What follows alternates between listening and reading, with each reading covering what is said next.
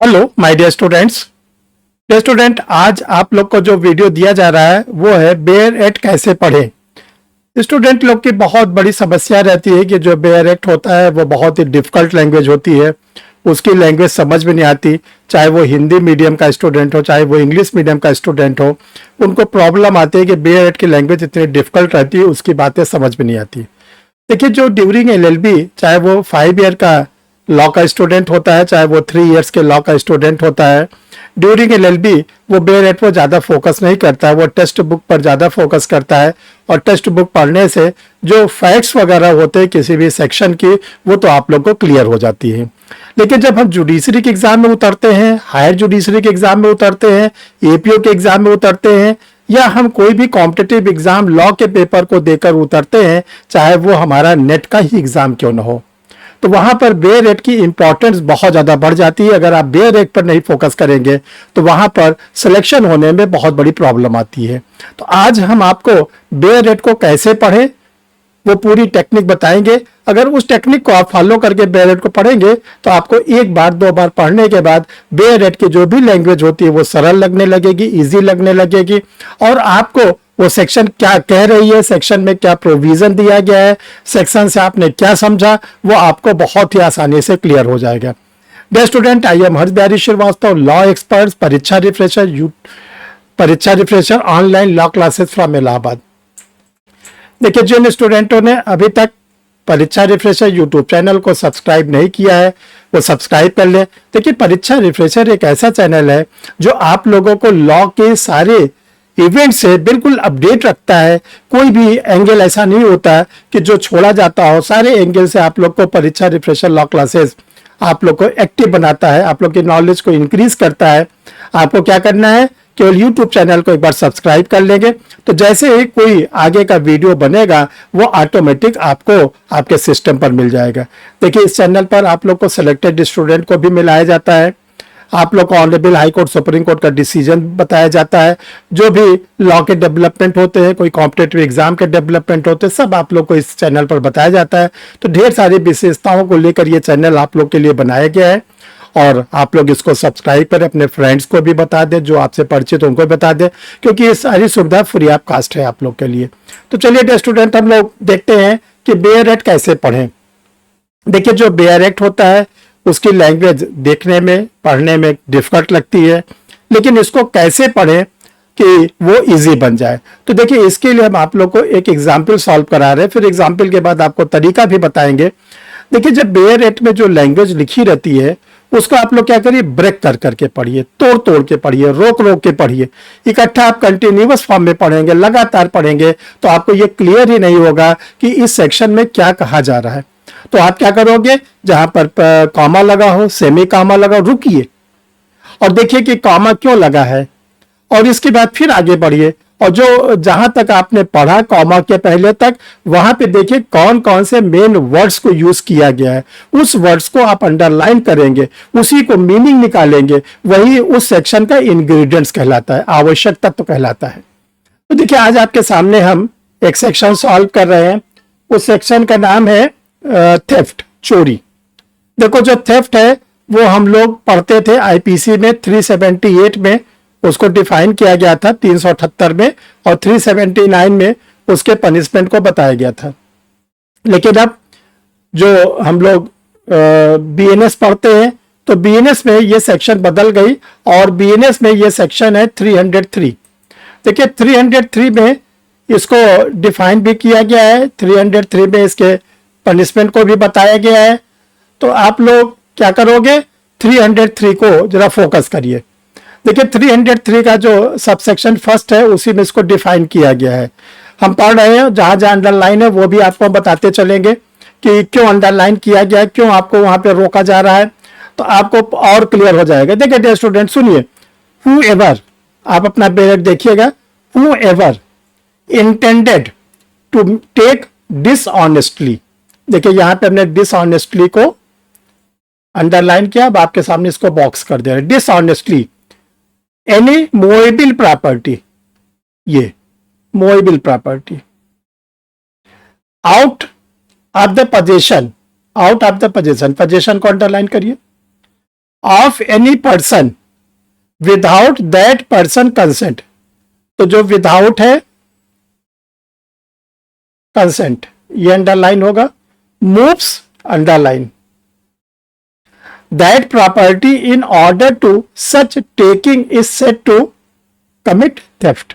फिर से देखिए, whoever intending to take dishonestly any movable property out of the possession of any person without that person consent moves that property in order to such taking is said to commit theft। ये theft की definition है। इसमें देखिए हमने 5 words को आप लोगों के लिए अंडरलाइन किया है। dishonestly, that is the first ingredients of the theft।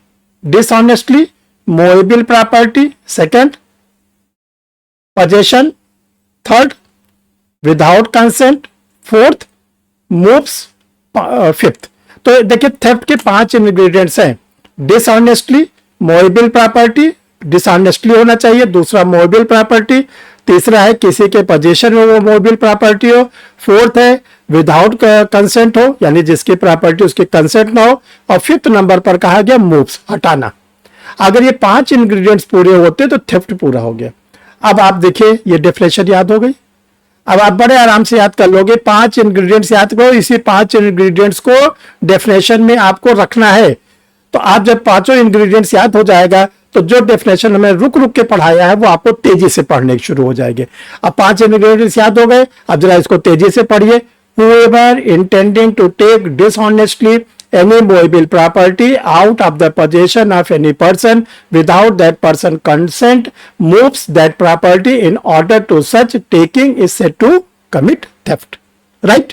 Comment box में जरूर लिखिएगा, कमेंट बॉक्स में आप जरूर लिखिएगा कि आपको ये वीडियो कैसा लगा। अब देखिए जो हिंदी मीडियम में है, चोरी की परिभाषा सेक्शन तो वही रहेगी 303 का क्लास नंबर 1। ये जो हम लोग बीएनएस पढ़ते हैं तो बीएनएस में ये सेक्शन दी हुई है, इसको भी हम आप लोग के साथ पढ़ते हैं, इसको भी आप लोग को हम एक एक करके क्लियर कराते हैं। जरा ध्यान से दीजिए। देखिए डियर स्टूडेंट, जो कोई किसी व्यक्ति के कब्जे से, पहला वर्ड है कब्जा, जो हमने इंग्लिश वर्जन में पढ़ा था पोजीशन। जो कोई किसी व्यक्ति के कब्जे से, तो पहला ये कर लो कब्जे से, उस व्यक्ति की सम्मत के बिना, जिसको हमने पढ़ा था विदाउट कंसेंट, कोई जंगम संपत्ति, वहां पे हम लोगों ने मूवेबल प्रॉपर्टी पढ़ा था। मूवेबल प्रॉपर्टी को ध्यान रखिएगा, लॉ की लैंग्वेज में कहते हैं जंगम संपत्ति, जिसको बोलचाल में हम लोग कहते हैं चल संपत्ति। बेईमानी से, वहां पे हमने पढ़ा था डिसऑनेस्टली, यहां पर क्या है बेईमानी से, ले लेने का आशय रखते हुए वह संपत्ति ऐसे लेने के लिए हटाता है, वहां पे हमने क्या पढ़ा था मूव्स, वह चोरी करता है यह कहा जाता है। अब जरा इसके भी 5 इंग्रेडिएंट देखिए।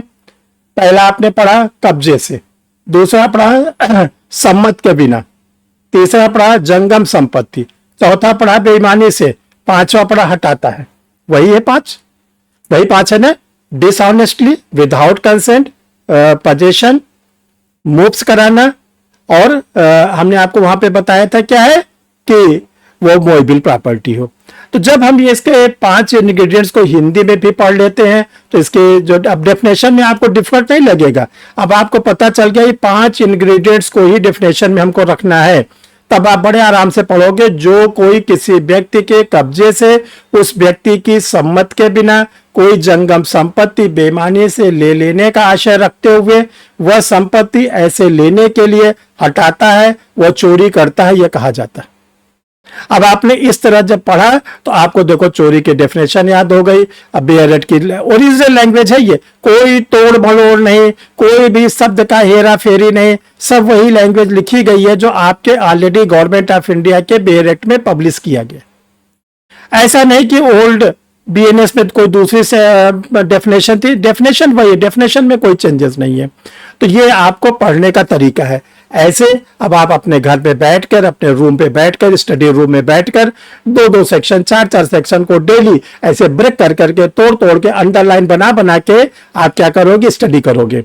थोड़ा समय में 1 हफ्ते 10 दिन तक आपको हो सकती है थोड़ी बहुत दिक्कत आए, लेकिन अगर आप इसको हफ्ते 10 दिन तक लगातार ऐसे सेक्शन वाइज करते रहे, ज्यादा नहीं 1 महीने के बाद आपकी वो स्थिति हो जाएगी कि आपको BA पढ़ने में कोई दिक्कत नहीं होगी।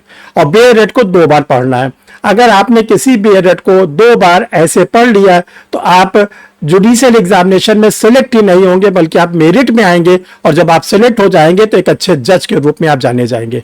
तो डियर स्टूडेंट, आप लोग के लिए ये आज का जो वीडियो था, इसको आप लोग जरूर देखिए, 2 बार देखिए, 3 बार देखिए, कमेंट बॉक्स में इसके आंसर दीजिए। और आपसे एक बात और कहनी थी कि नया क्रिमिनल लॉ 1 जुलाई 2024 से पूरे भारतवर्ष में लागू हो गया है। इसके लिए परीक्षा रिफ्रेशर लॉ क्लासेस की ओर से आप लोग के लिए वर्क बुक बना दी गई है। आप वर्क बुक इसकी पढ़ सकते हैं। इसके साथ आप लोग के लिए और भी स्टडी मटेरियल पब्लिश कर दिए गए हैं। जो नया क्रिमिनल लॉ है उसकी क्लासेस स्टार्ट हो गई हैं। जो स्टूडेंट APO की तैयारी कर रहे, जुडिशरी की तैयारी कर रहे या हायर जुडिशियल की तैयारी कर रहे, उनके लिए भी नया बैच स्टार्ट हो गया है। देखिए, क्लासेस जो चलती है परीक्षा रिफ्रेशर लॉ क्लासेस में, ये 33वां वर्ष है। 5 वर्ष से ऑनलाइन मोड पर चल रहा है। इसके पहले 28 ईयर तक ऑफलाइन मोड पे था। प्रेजेंट टाइम में ऑनलाइन मोड पे चलता है। तो जो क्लासेस है गूगल मीट पर ली जाती हैं। गूगल मीट पर आप लोगों की क्लास जो ली जाती है, उसके बाद उसका रिकॉर्डेड वीडियो दिया जाता है डेली का डेली। टेस्ट सीरीज आप लोगों को सॉल्व कराया जाता है। तो ये जो क्लासेस होती हैं, जुडिशरी वालों की डेली 3 घंटे की क्लास चलती है। APO वालों की जो क्लास चलती है वो 2 घंटे की चलती है। मॉर्निंग में क्लास चलती, इवनिंग में क्लास चलती, दिन में कोई क्लासेस नहीं चलती, क्योंकि दिन में सारे लोग एडवोकेसी में जाते हैं या किसी ऑफिस पे काम करते हैं, कहीं पर भी बिजी रहते हैं, इसीलिए क्लास मॉर्निंग इवनिंग रखा गया। अगर आप स्टडी मटेरियल मंगाना चाहते हैं तो इसी कंप्लीट एड्रेस, पोस्टल एड्रेस आप इसी व्हाट्सएप नंबर पर सेंड करेंगे पिन कोड के साथ, और क्लास वाले स्टूडेंट अपना आधार कार्ड सेंड करेंगे। Thank you my dear.